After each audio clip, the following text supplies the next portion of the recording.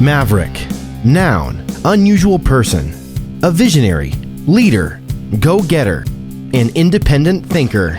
They see the vision for their life and pull that future towards them with an unyielding belief that things can and must be better. They achieve what most won't. Innovative, influential, daring, and direct, with a remarkably high tolerance for taking calculated risk. A foe to the status quo. This is Passive Real Estate Investing with Mavericks. Your host, Neil Timmins, has been involved with over $300 million in real estate transactions. He's a published author, commercial property investor, and real estate syndicator. This show is for those who want to learn how to earn passive income through real estate investing. Now, here's your host, Neil Timmins. On this episode of Passive Real Estate Investing with Mavericks, I sit down with Peter Linneman to uncover real estate risk and rewards in today's economy. Welcome to Passive Real Estate Investing with Mavericks, where we provide actionable steps for you to grow your passive income and become job optional. Today, you're going to discover real estate, the risk and rewards in today's economy. And for those of you who are new with us, I'm your host, Neil Timmins. I love passive income from real estate. Before I introduce you to today's Maverick, I want to make a request that if any point you like what you're hearing, will give us a thumbs up or subscribe to the show to never miss a valuable episode. And if you love what you hear, give us a written review. Plus, check out the show description of this episode. We packed it with thousands of dollars in free resources. Today, we've got the privilege to learn from a person who was named one of 25 most influential people in real estate by Realtor Magazine. He's also named in the inclusion of 100 most powerful people in New York real estate by the New York Observer. For 35 years, he's a leading member of the faculty at the Wharton School of Business, including being the founding chairman of the real estate department. For more than 40 years, he's advised leading corporations and served on over 20 public and private boards. I would describe today's Maverick as someone who's passionate about making an impact. He's 72 years old, and he's going to talk about why he's still doing this today. Today's Maverick, I've got Peter Linneman here with me. Peter, how are you? I'm well. It's a beautiful day here in Philadelphia. I hope it's nice where you are. It is. I appreciate you taking the time to connect. I'm a big fan, so this is going to be a great conversation today. Here's what I want to open. You posted on April 13th, CPI. I have no idea what the Fed is thinking. Annualized inflation is only 1.3%. So expand upon that for the listener, because the outside looking, the average person who's not deep into this as you are, is going to go, where did that come from? Because that's not what I get told from other people. Right. So what's happening is, what is the unit of time over which you're measuring the increase in prices? Normally, the unit of time doesn't make a lot of difference, but there are times it does. And so what's making the headlines is year over year. So you take a year ago March versus this year, and you say, what's the percentage increase? And depending on what metric you're using, that's running in the 4.5% to 5.5% range. And you go, wow, that's pretty high inflation, although not crazy, but pretty high. But there's nothing magic about taking a year ago. Right? You could take 12 seconds ago, right? You could take 14 hours ago. So the way the data tends to get reported is monthly. Right. And if you take March versus February, right? So 1 month, the change was 0.1% over that 1 month period.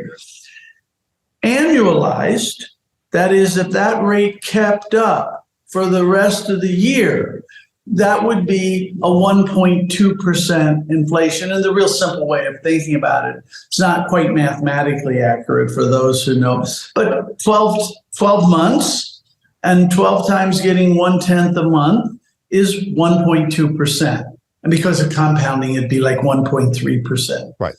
Now, and in fact, if you look since about August of last year, the annualized month over month has been running in the range of, this is the lowest at 1.2% to about 3%. That is to say, much lower.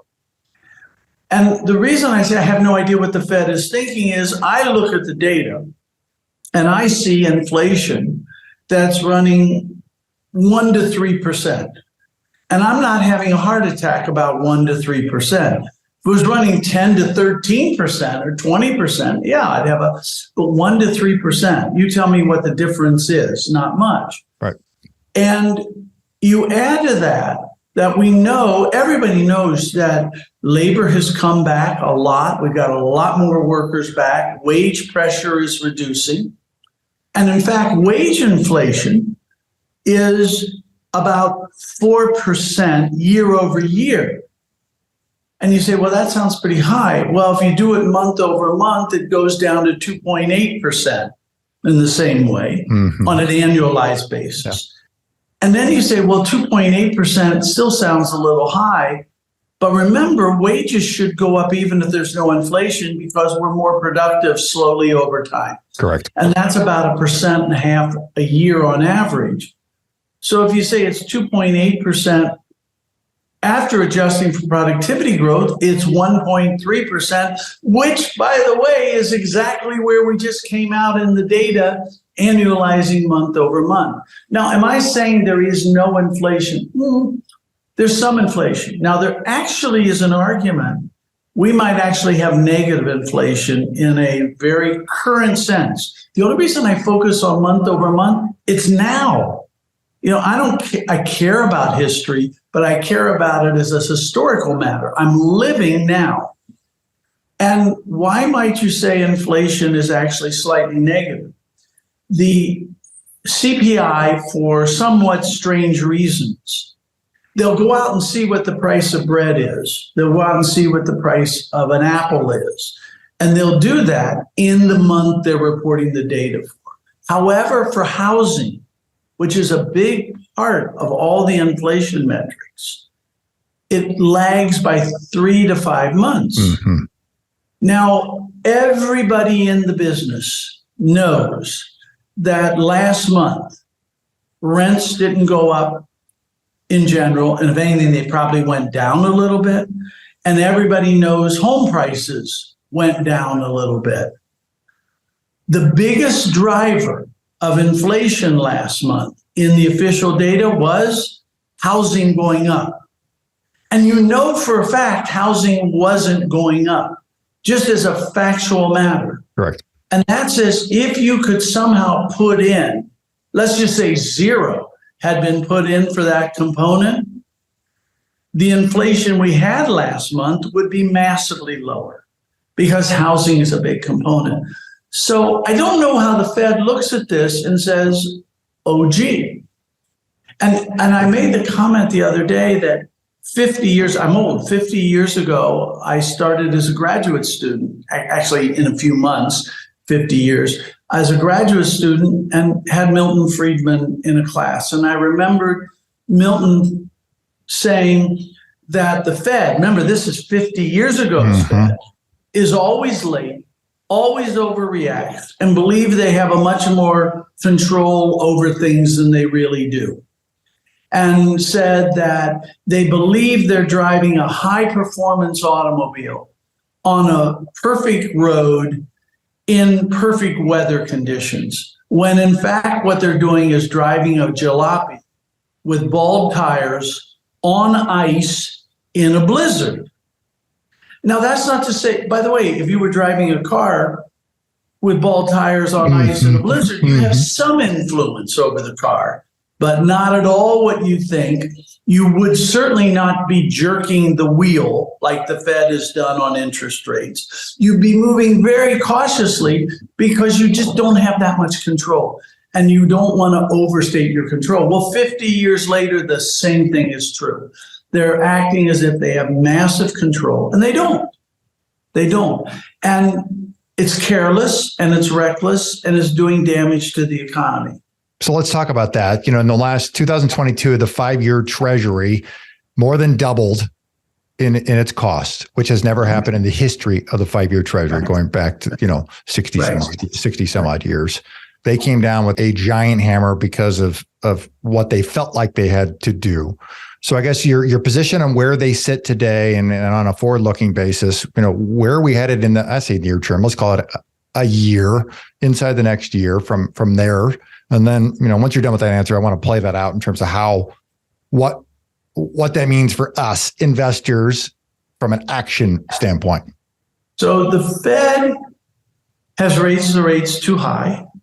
They got them to that point by starting too late, right? So they should have started earlier and shouldn't have gone as high. And they probably should have already cut the rate a bit, right? So they're late and overreacting, going in and going out. What they have done by their behavior is induce a lot of uncertainty and risk in the economy and in capital markets. And business generally hates risk. And generally, capital markets hate risk, right? They like the certainty. They like the ability to underwrite something. Investors like to know what are the likelihood and have fair comfort in. And the Fed's reckless behavior, driving on ice with bald tires like they're driving a high performance, is doing a lot of damage in the parking lot. And that discourages economic activity. And why do we want to discourage economic activity? I mean, GDP is still below trend. It still hasn't caught up with its pre-pandemic trend. So it's very destructive. What's it mean for investors? It means that if you look at an investment, you have to, in the near term, assume it's got more risk than normal, because you don't know what the Fed will do. You have, when you park your car in the shopping center parking lot, you have to be a little more careful if there's somebody out there on the ice in a blizzard with bald tires driving than if there isn't. Doesn't mean your car will get hit, but you got to be a little more careful, right? That's the situation we're in. The other thing it's done is create short-term, not long-term. It's created short-term dislocation of financing. And real estate's capital intensive, so if there's a short-term dislocation, it kind of makes the real estate market hiccup, not just real estate, anything capital intensive. And so it's made it hiccup. Now, I will tell you, having said that, that makes this a far better than normal time to invest in real estate. But you're going to have to do it with more equity, and you're going to have to do it with more confidence. Why do I say that? You want to invest if you have courage, capital, and staying power. You want to invest when people don't have courage, don't have capital, and don't have staying power. Why? Because the U.S. economy will come through, capital markets will adjust. I don't know if it does it on Tuesday or a year from Tuesday. But if you look at our history, our economy keeps growing. It'll have little tough patches. Our capital markets are pretty amazing. They have little rough patches, but they always come out of them. And you're right now in a moment where a lot of people lack courage, a lot of people lack capacity to hold, and a lot of people lack capital. If you have those three things, use it. And we've done some research. We just wrote it up in the last Linneman letter. We've done some research that says in periods like this, over the last almost 50 years, 45 years, periods of dislocation with perfect hindsight generate better returns. And we looked at two types of institutional data to kind of do that. Does history repeat itself? No, but intuitively, it's a hard business. You know that. It's a hard business making money as an investor, right? When you have the advantage of, I've got money, I've got the ability to hold on and let the economy and the capital markets sort themselves out, and I have courage enough to commit it and hold it through, you're going to do well. You're going to do well. It seems to me like looking at the data, TREP reports 46% of all commercial mortgages are slated to come fully due and payable by the beginning of this year through 2027. So my question is, based on where you think we're headed, are we going to get that far out? I mean, that 5 years is a long way. Or, do we see this coming back down to rates reducing to a little more normalized. I guess the question is, what's the window? Because I agree with your assessment when things are how they are through a level of complexity and people getting a number of loans resetting and their inability to be able to have the capital and the capacity to see themselves through. How much opportunity is there? And are we too early when it comes to striking the opportunity that exists today? Interesting. We also did that research. And if you hold for 10 years, by the way, the only reason 10 years was just the mechanical window we chose to analyze it. There's nothing magic about 10 years. We did, if you held 3 years, 7 years, and 10 years, we could have done every period, but the point was, if you hold 10 years, it doesn't make a lot of difference if you come in at the top or the bottom. If you come in periods of dislocation, you do better. But just timing per se, notice if I look back and say that was the peak, you don't do much differently over a 10-year hold. And if you look back and say that was the bottom, you don't do much differently. If you get in periods of dislocation, disarray, which sometimes align with that, but not always, right? You do better. And my colleague Jeremy Siegel at the Wharton School has done lots of research on stocks and so forth in this. And he has a very similar finding, which is if you're only going to be in a day, where you get in at determines everything, right? If you're going to be in a week, you better get in cheap. Because you just don't have enough time for the economy and capital markets to adjust. What about if you hold for 6 years? What about if you hold for 7? 1 year? And by the way, take the extreme. If you held 30 years, whatever happens in the next year is almost immaterial. How it's going to perform is going to have much more to do with the 29 years than the 1 year. What was 30 years ago today? I mean, 30 years ago today was you're in what, 90? 93. Yep. 93. 93 had some impact on your performance, but not much. The year 93 had some, not much. And so the window you hold matters. So everybody wants to get great returns. To do that, you tend to shorten up your horizon of investing. If you do that, though, you get more ups and more downs, right? As opposed to holding it through. This would be a time where if you said to me, I've got to get my investment sold in 3 years, would I be aggressive? No. If you said to me, I've got to hold, I'm able to hold for 10 years, is this a good time to invest? Yes. What's the difference? Same real estate, same economy. It's just there's so much noise right now that a 3-year period may not be sufficient to let everything normalize.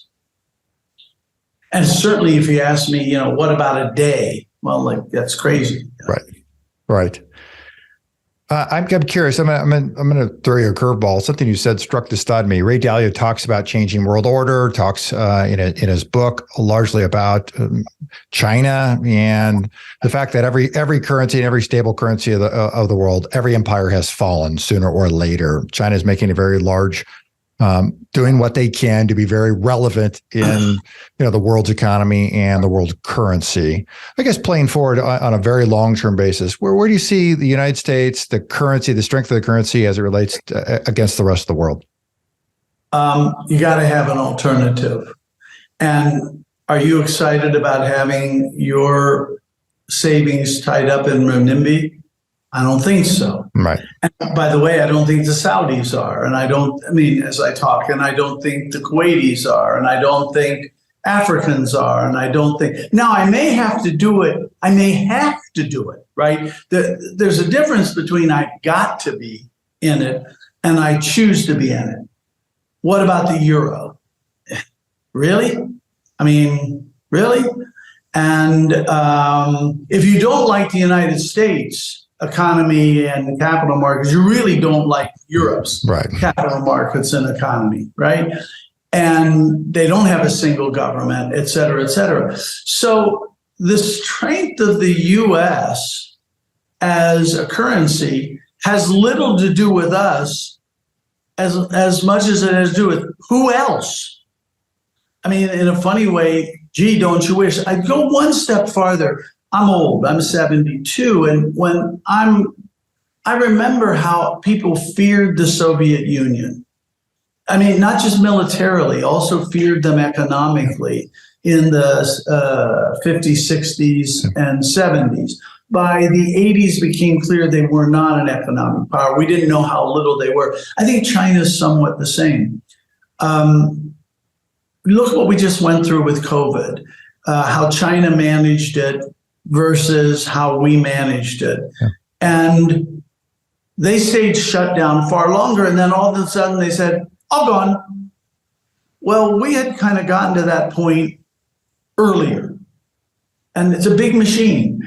And one of the things people do not really grasp is how poor China is.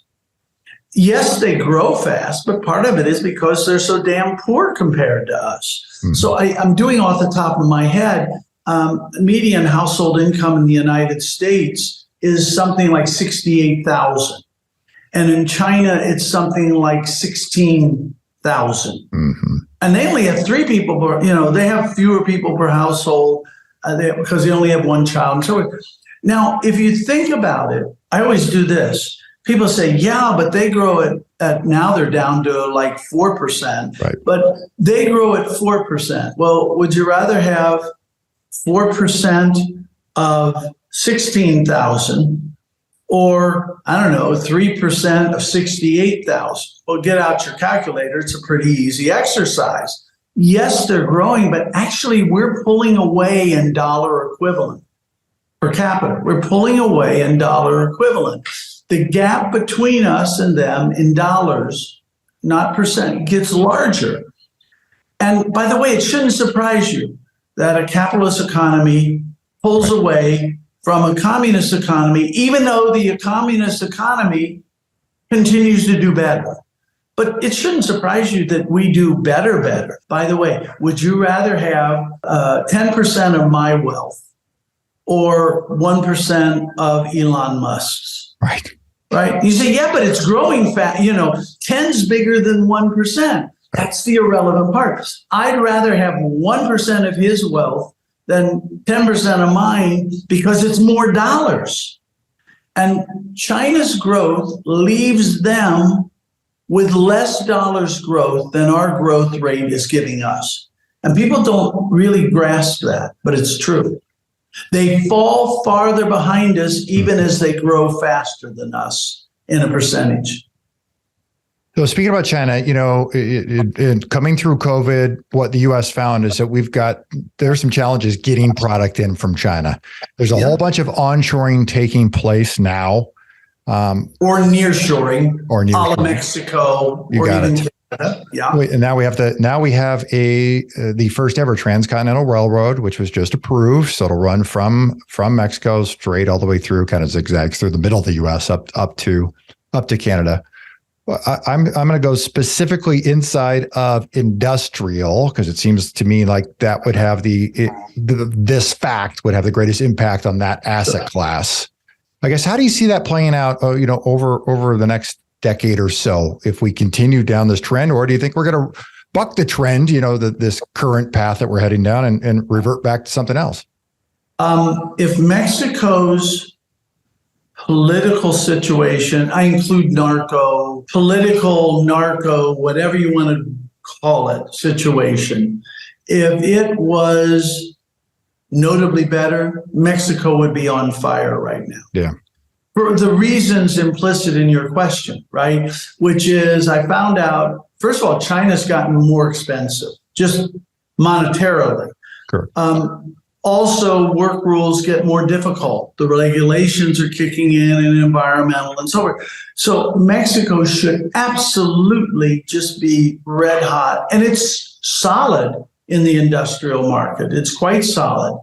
It would be, just think how much more it would be if you didn't have to worry about bribery, if you didn't have to worry about one of your employees gets kidnapped. And I mean, look, an employee can get kidnapped in Philadelphia, but it's not something somebody wakes up and worries about, right? Yep. In Mexico, it is something that people have. And so Mexico is positioned to do very well. Canada is positioned to do well. Canada obviously has to do with higher value add items than Mexico. Right. So you could imagine that there's a kind of stepping stone where Mexico does the lower value add manufacturing.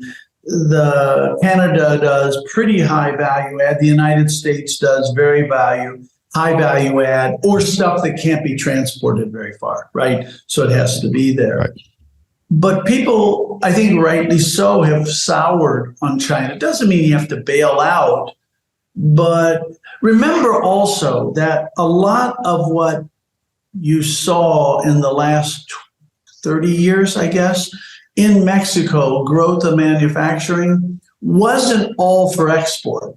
A lot of it was, oh yeah, I should have a plant there to serve China rather than making it in the US and shipping it all the way to China. So a lot of the companies will keep operations there, but it's to serve China and that region as opposed to for export. Mm-hmm. When you're looking at what's taking place today, let's talk through various asset classes. Are there some asset classes that are higher benefactors of today's environment versus challenge? The most, what appears to be one of the most stressed asset classes today is office. Right. So maybe talk me through those asset classes in today's environment. So the asset I think that benefits most in the near term is probably multifamily. It's not to say every multifamily investment opportunity, but multifamily. Why? People got to live somewhere. They've got jobs, lots of jobs. There are still lots of job openings. Wages are still rising at about the rate of inflation, as we just were talking about. The workers are in decent shape. The demographics are decent. I wrote in December 2020 that we were at a golden age for multifamily, and it turned out to have been for about 2 years, pretty much for the reason I said. A lot of the capital market stuff is adjusted. The thing was you could buy at like a 4 or 4.5 cap and borrow at a 2.5% interest rate, do it all day, right? Now that's kind of adjusted back to more normal. The other reason it benefits is something people haven't really focused on. About 42% of all American households in the US locked in their mortgage at around 2%, give or take, in 2020, late 2020, and through most of 21 into very early 22, right? And say, well, why does that matter? Well, the normal mortgage rate you would expect those people to have would be more like 4.5%. And they've locked it in at 2% for like 30 years. Okay, now it's down to 29 or 28 years, but they locked it in. That's a 2.5% savings on their mortgage versus normal, that they have extra resources. That's the typical mortgage in the United States. The average is $200,000. So for somebody, think of somebody, you have, $80,000 income, you have a $200,000 mortgage on a $300,000 home, just to kind of put it in context. That's pretty much what it is. The savings on your $200,000 mortgage amounts to $4,000 to $5,000 a year versus normal. And you only have $80,000 in income. And when you knock some taxes off of that, that's like 5 to 8% of your income you've locked in as long as you don't move. But when you move, you give that up. What's that going to encourage people to do? It's going to encourage 42% of American households not to move. Now, what do I mean by that? They were going to move in 7 years. Now they're going to move in 9. They were going to move in 12 years. They're going to move in 14 because they get that extra money and they give it up the minute they move, the minute they sell. So that's going to make people immobile. relatively. That means people looking for a home are going to be frustrated. And you say, well, what about new homes? And the problem with new homes is they tend to cost much more. Correct. So if the upper end is not such a big deal, because new homes are being made for 500 and 400. But what about the home for 200? And people don't make homes for 200. So in that price range, there's not going to be a lot of homes available. If I told you no one moves, suppose I told you no one moves, no one sells their home. Everybody refuses to sell their home for the next 10 years. Is that good for apartments? You bet. Mm-hmm. Because anybody who wants to move's got to find a place, and they can't find it except in a new home, which is probably too expensive for them, or they rent where they have to move. So multi has that built in for the next few years. You go to industrial, the economy's still doing well. Retail sales are doing well. Economy's still growing. It's slowing in its growth, but it's still growing. Even if it stops growing, it'll hiccup. Industrial buildings don't take long to build. So if we do overbuild, we stop pretty quickly. We don't have a huge pipeline. It resolves itself in a couple of years. Industrial's in pretty good shape. There's still some capital available. The other thing multifamily has is Freddie and Fannie are there for financing. And let me ask you a question, if I may interject on the multifamily piece. Seems to me like, housing is the golden goose in this country. Fannie Freddie for financing for multifamily got introduced in the 70s. The housing stock, there wasn't a great deal. We were dealing with high inflation numbers, and the government needed additional housing stock. And so, Fannie Freddie introduced in around that time a very long, 25, 35, 30-year fixed rate mortgage on multifamily construction, the only asset class from a commercial basis that has such a debt option. I know you can get some in the insurance products that but you got it right. From an agency standpoint, from a federal back standpoint. Right. I'm wondering if because I agree with your implication of what you just said is people aren't going to move, and we're going to have a supply shortage relative to, your median house. Is a government, with the belief on the premise that housing is the golden goose, that's the one it is a sacred cow. It's probably a better word. Is the government going to do something in this capacity to incentivize new construction, to go downstream? Incentivize would mean very hard because correct. It costs too much. It's very hard, and it's not even really unless they started giving big subsidies, which I think is unlikely. Yeah. Because colleagues at Wharton, Joe Jerko and Ed Glazer up at Harvard, have pretty clearly shown that the main reason you get these super high construction costs are the difficulty of building and the fees that get imposed.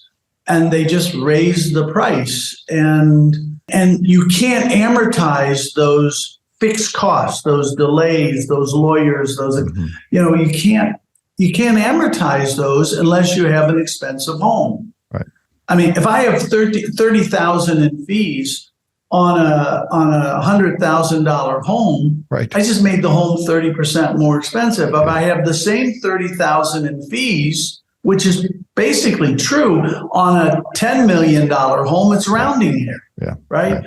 And I'm overstating the situation. So the local communities that NIMBYism is still rampant, and it has led to a fundamental undersupply of single-family housing and a bit of an undersupply of multi-family housing.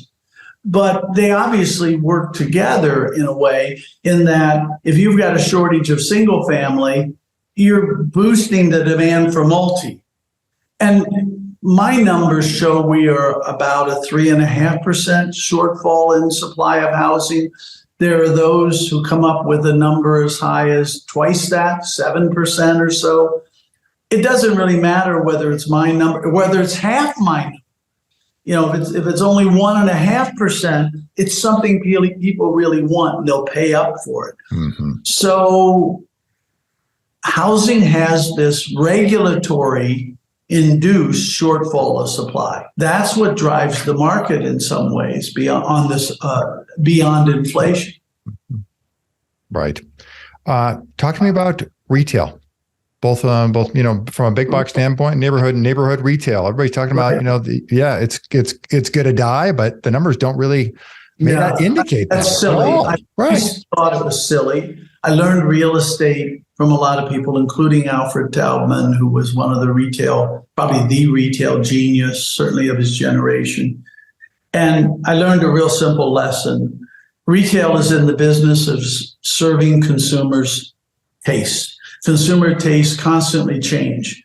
As a result, running retail real estate is always hand-to-hand combat because you're always trying to keep up with changing consumer tastes. Not easy to do, right? And of course, you constantly have tenants going bankrupt. And of course, you constantly have something that was red hot 6 years ago that's ice cold today. And that's been the case through the entire history of retail. And of course, you have retailers who are gods, who are, nobody even knows who they are. People don't know who Penny's or Kmart, or, we could go through a long laundry list. So retail has always been about, where do people want to shop? Where do they want to shop? And if they don't want to shop there, and it doesn't work. And there's three things that go to making consumers want to shop there. Is it convenient for them? Including, is it well designed to get in and out of, and parking and so forth? Is it convenient? Does it have the items I want? Because if it's convenient, but they don't have the items I want, I'm not going to shop there. And the third is, are you really managing the hell out of it to keep it convenient and attractive? Bad retail is always bad. If nobody wants to shop there, it's always bad. And I remember Alfred said effectively to me, this is a long time ago, I was young, and he said, look, you cannot buy retail cheaply enough to lower the price of Wheaties. And if you can't lower the price of Wheaties, people aren't going to change and shop there. And he's right? The price of Wheaties you can't cut your rent enough to lower the price of Wheaties, right? Just isn't. But then you don't change. So it's got to be that you've created an atmosphere, you've created a location, a convenience, and so forth. Good retail will always be something I want. Always be something I want. It'll change dramatically. And if you go back to the shopping center that you went to, couple that you went to as a kid, of course they're different. They're massively different. Yeah. And they're in terms of the tenants, the layout, all that. Because if they didn't change, consumer tastes are changing. Always going to change. And so what the good retail stuff is about is that COVID proved what I had always thought was there's a whole lot of items that can't be sold profitably online. Can't be sold profitably online. If you can't sell them profitably, at some point, people will stop selling them. And what you found out, the industry found out during the 1.5-year shutdown was what can't be sold effectively online. And it's a lot of things. Can't sell groceries online. They tried, can't do it. The margin's too thin. Can't sell low margin items in general online because shipping them, I'm making a 1% margin and the shipping cost is 8%. You can't do it, right? So right now, good retail is battle tested. You feel much more comfortable with it now than pre-COVID because you know I'm not going to lose my supermarkets to online. I'm not going to lose some of my budget items to online. I might lose some items to online. It's not like online doesn't do things. $6.50 out of every $7.50, not counting autos, sold in retail are still being sold in stores. Right. I mean, and people say, yes, but online is convenient. Yeah, but going to the shopping center is fun in its own strange way. And it's much more spontaneous and much more. So they both have a place, but I feel very good about good retail and always hated bad retail. You've been in this business a long time in the real estate industry. You have seen operators come and go. You've seen tons, the good people and the bad. When passive investors are looking to invest with an operator, what should they be looking for in that operator? People who are good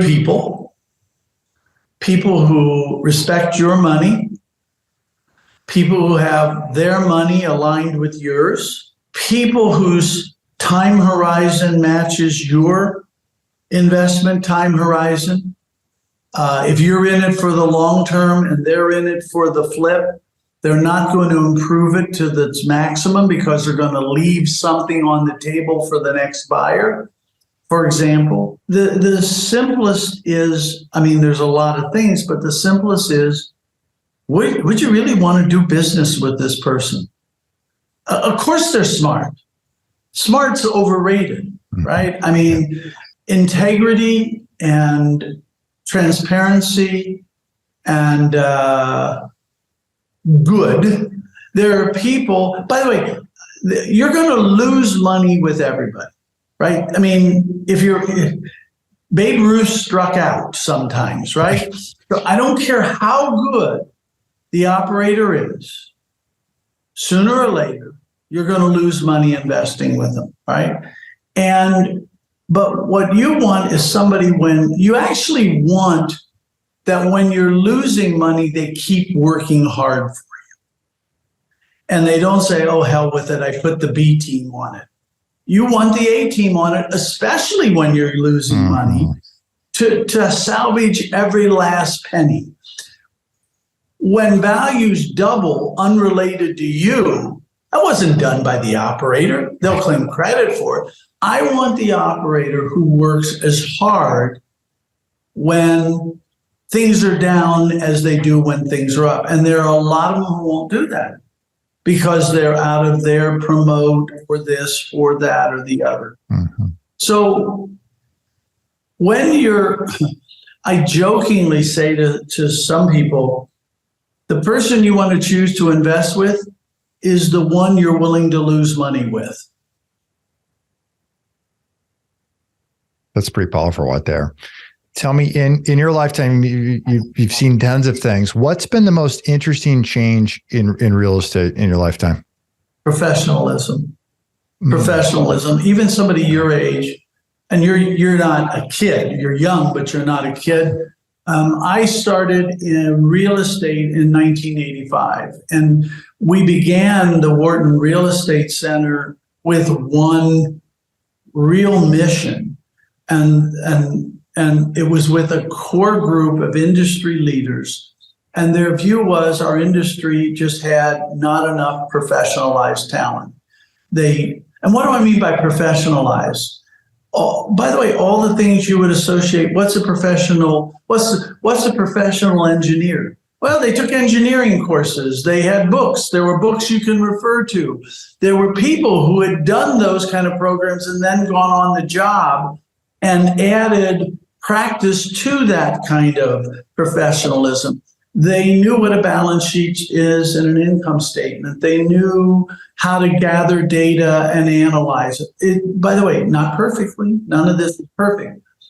When I started in 85, if you had to characterize real estate, there were exceptions. It was about tax gimmicks and a friendly local banker who would lend you too much money, non-recourse. That was what real estate was about. And there were exceptions. Yep. That's not what it's about today. Yes, do people use taxes to of course, do they try to have great relationships with lenders? But that's not what drives the industry. What drives the industry is a deep core of trained, talented, disciplined people who look at an investment with care and they manage it with care. You just didn't find that in 1985.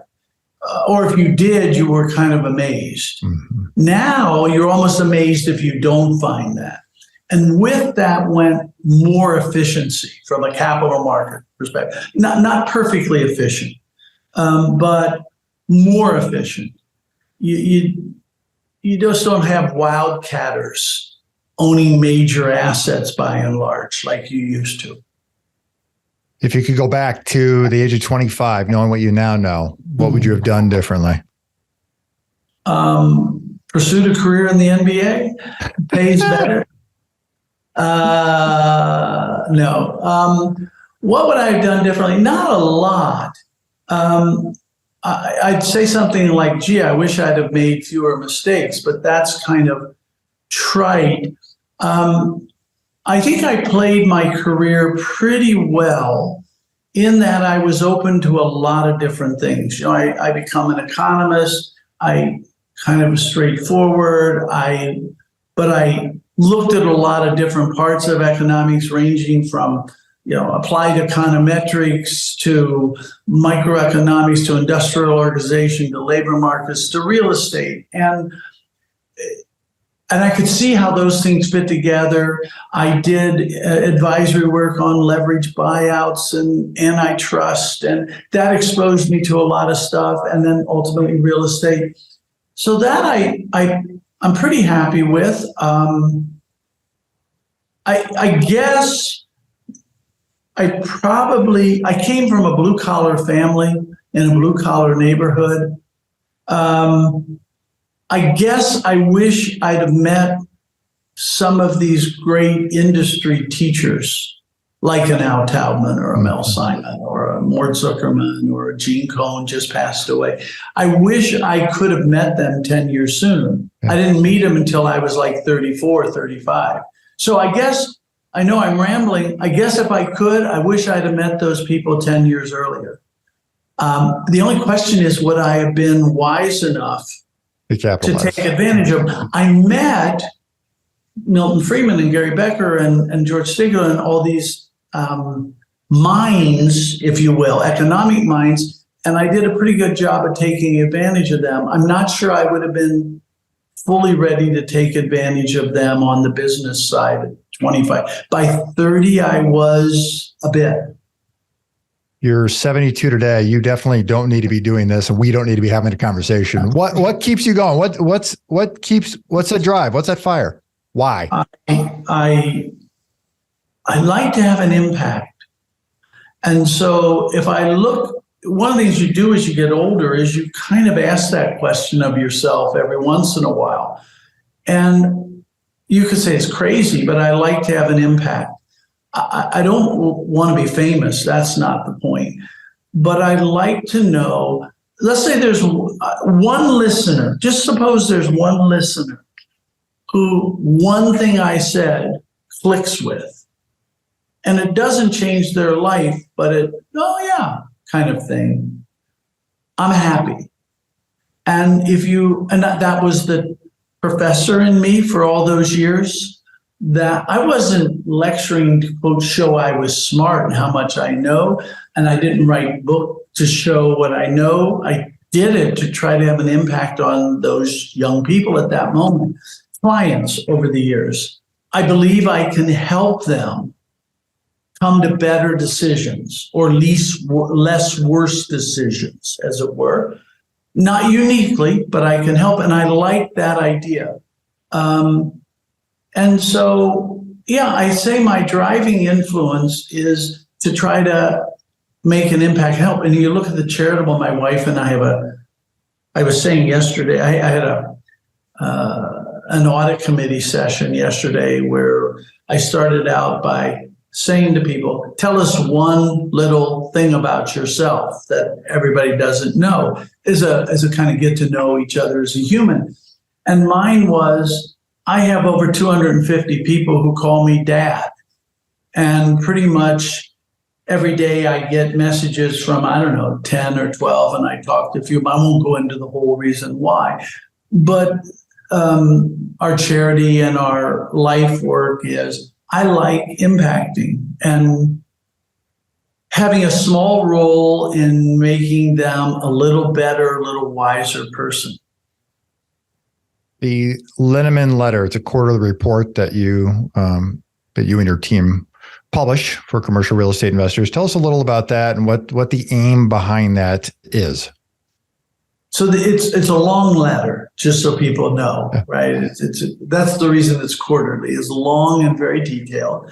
It covers the economy, at least as I see it. It covers capital markets as I see it. It covers real estate markets. We cover a couple of, that's an interesting issue, right? In every issue. We do bits of research, like I was talking about the 3 and 7 and 10-year holds. Mm-hmm. When something comes to our minds that way, we do. We try to do as best we can. We've done work on cap rates, what drives cap rates and such, for example. It goes back to, I don't know, we've been doing it now 23 years or something like that, 24 years. And a couple of former students who I had a lot of respect for and were working with me, a lot younger than me, said, well, why wouldn't we do this? Because for everybody who wants to talk with you, there's got to be X that want to read you. And I said, well, who the hell wants to read me? And they kind of convinced me, well, why don't we try and see if anybody wants to? And so the bad news, or the accurate news, is, and most of the people in the world have no interest in reading me, right? Of the 9 billion people in the world, most of them pull through just fine not reading me. But there's enough who find it interesting and it triggers a thought. My goal there is the same as I told you. My goal there is, I think I may have a few insights or a few ways of saying certain things that might help you think through your situation better. Because your situation is different than somebody else, but if I can and so my goal is to make whatever I think and whatever the data is as clear as possible, so that, and I know I'm not always right. Even Babe Ruth struck out, and I'm certainly no Babe Ruth, right? At certain things, I might be a little better. I think I'm better than most people at articulating things clearly. And if I can help you think about your important issues. So if you have $1 billion in assets and I make you, I don't know, 0.1% smarter on those assets, you paid for it, kind of rationale. Sure. And, but what drives me is I really like to believe I can help you understand things better. Same as what I was talking about before. And if you understand things better, you're going to make the decisions. And I had an impact. By the way, most of the time I won't even know I had an impact. It was the same way with teaching, right? Some of the students you had an impact on, but there were some you didn't know that you had an impact on. I had one instance like that. I had a student, this is some years ago, and make it very short, he was a good student. And as he went through the term, got to be a much better student. And then he took 2 more classes from me and did quite well, and really changed from when he began the first class with me by the time he ended the 3rd. And I liked him. He was a good young man and so forth. And so time goes by, and about 2 years later, he graduates. And about 2 years later, his parents host an event for Wharton parents. And I happened to be in town, and they asked me if I would, they had 30 people over, would I say something? So fine, I go to their house. I didn't know the parents. And as they came to the door, the mother answered and said, oh my God, you can't know how you've changed my son's life. He was basically a screw off. He took your class. He got himself really focused. He then really figured out real estate is what he wanted to do. She was almost in tears. And then the father came and was ecstatic. And he go like, if I'd have known I had that kind of impact, I'd have paid a lot more attention, So that's very rewarding. It's very rewarding. For people, they want to find you, they want to follow you, they want to connect with you, they want to learn more about the Linneman letter. What should they do? Where should they go? You can go to Linneman Associates, Linneman, Linneman Associates. You could reach out to my brother Doug at D. Linneman at Linneman Associates, and he'll guide you. You'll find at Linneman Associates information about Linneman Letter, about our books, about some videos we've done, about a training program we have. You can learn about the charity Save a Mind that we have. And we also post a number of things like this. When they're released, we'll be there. And so if you have nothing else to do in life, you can fill your life by listening to me pontificate. The link's below in the show notes. Peter, I too am like Babe Ruth. I don't hit them all out of the park. Where did I miss the mark today? What should I have asked that I did not ask? It depends. If you were to, at a personal level, you came close in asking what keeps me going. I think the other is what are you proud of, that you've done?